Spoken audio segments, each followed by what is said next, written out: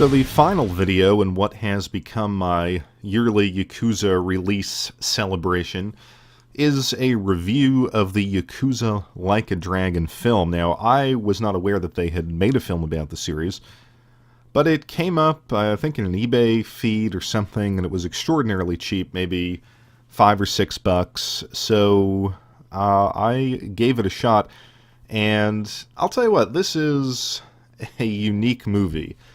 It is what I would call a bad movie, but its lack of style and kind of that high-level filmmaking quality that we expect, especially in Hollywood action films, doesn't really hurt it. It's a rather endearing look at Yakuza. It almost feels like a friend who was a fan of the series got a bunch of people together and created a small independent fan film. And that's the feeling I had going through this. The movie kind of confronts a problem when you look at actually telling a story from the Yakuza series, and that is the in-game cinematics are actually so good and so dramatic in their presentation that it would feel almost superfluous to create a film in that style. So what they opted for is kind of a crazy, off-the-cuff, maniacal look at a number of different story threads that came up in the game. I'm not going to spoil them, but if you've played Yakuza 3, 4, 5, and actually 0, you'll see a number of kind of characters that you've run into, scenarios that have happened throughout those games, and they're kind of stitched together in what feels like almost like a music video of sorts. It's very, very light fare, but it's also very amusing. And I will say that as a fan of the series, I was, with this movie all the way. I knew what they were getting at. I knew the references. I would suspect that if you showed it to someone who has never played a game in the series, it would come off as almost just kind of crazily cut and almost incomprehensible. Now, one of the film's major strengths is that it's actually it was actually filmed in Kabukicho, which is the real-life district of Tokyo on which Kamurocho is based, and that adds an incredible amount of flavor to this movie. You will recognize the streets, you will recognize the buildings, all the various locations in Kamurocho are there, and it's kind of fun to see that on film. It almost takes on a kind of documentary quality in that way. Of course, there are videos on YouTube floating around about Kabukicho, but here it's done. The filming of the locations are done in, I think, a nicely stylized way, and everything is instantly recognizable. Now, the film kind of weaves together some minor comedic storylines and some just kind of surprising storylines in with kind of the Yakuza staple that is going on here. So you have sort of a comedic bank robbery gone bad, and the cops that are staking out these utterly incompetent criminals.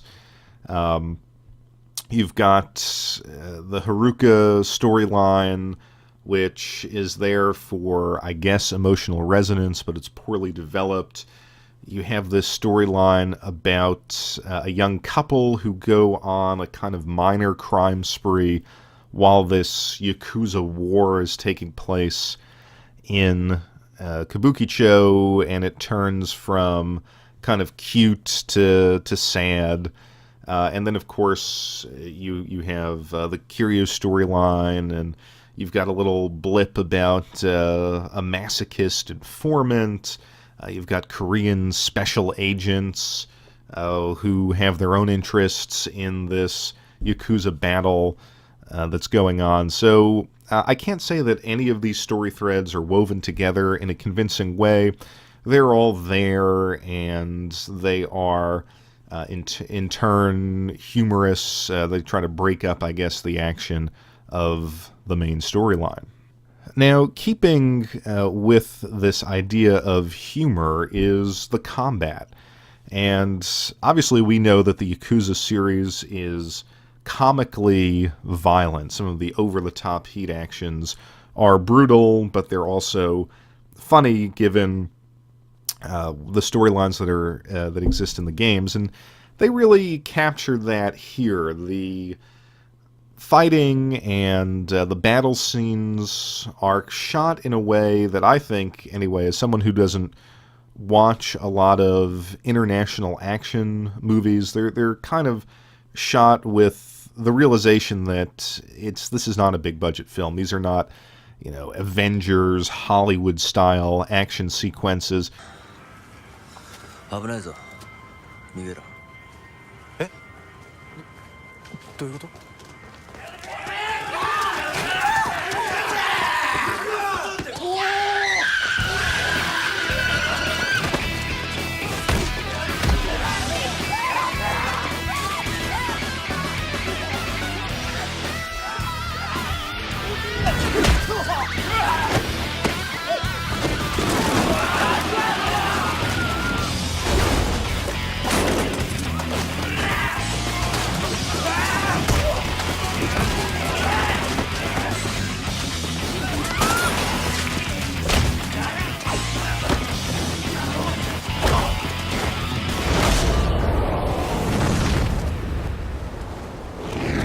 So they come off as kind of cheesy, and to kind of mask that or enhance that, the battle scenes themselves are silly. Majima with his baseball attacks and the kind of heat flames that come off of characters. It's all done in a kind of tongue-in-cheek, cheesy vein that I think probably fits well for the budget. So I didn't have a problem with that. I found it to be kind of amusing. But again, if you're coming at this expecting Hollywood-style action, I think you'll be sorely disappointed. Now, the acting itself is, ranges from mediocre to good. I mean, all of the characters are fairly serviceable. There's not a lot of what I would call game personality in here, and even Kiryu's character is kind of a blank slate. You don't get the sense in the movie like you do in the games that he's this fundamentally ethical warrior who is pulled into the Yakuza life and is trying to do the right thing in spite of difficult circumstances. Here, he's just a silent warrior of sorts, and when he does speak, you don't really get much of the character that you get in the games. And in fact, I almost had the feeling that if he didn't have Kiryu's classic suit, you wouldn't even know it was Kiryu at all. Now, on the flip side, the guy who plays Majima is absolutely incredible, really captures the Majima character from 3, 4, and 5. Just a crazy, psychotic killer who is out to settle a score with Kiryu. So really, he is kind of the center of attention in this movie, and it is just actually a brilliant comical portrayal of this character.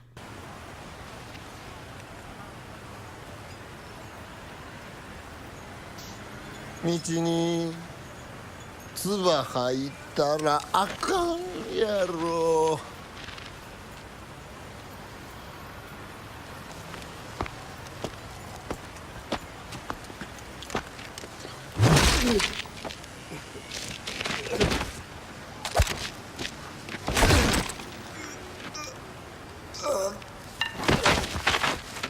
町が汚れるやないか。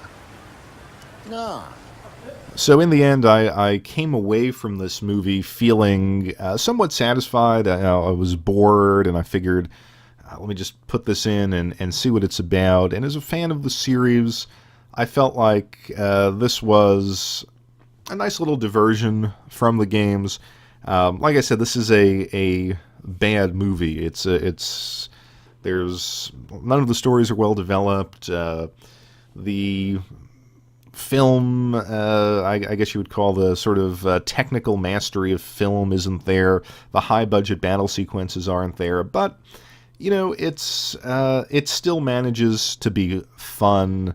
It still manages to be as true to the source material as it could be, given the fact that the source material itself is all over the place from a kind of film narrative perspective. And it ultimately feels like an amateurish and absurd homage to these games. And that's not a bad thing. I think it is... it does that in a kind of fun way. And I definitely think in the kind of scope of all the Yakuza things that I've collected over the years, I am happy to have it. And like I said, fan of the series, if you're bored and you have about an hour and a half to kill, you certainly won't regret watching this. You'll get a couple chuckles out of it. But you probably don't want to watch it with someone who's not a fan of the series, because they'll look at you and say, "What the heck is this?" But they would probably say that about the game anyway. So give it a shot if you see it. Maybe it's on Netflix or something like that.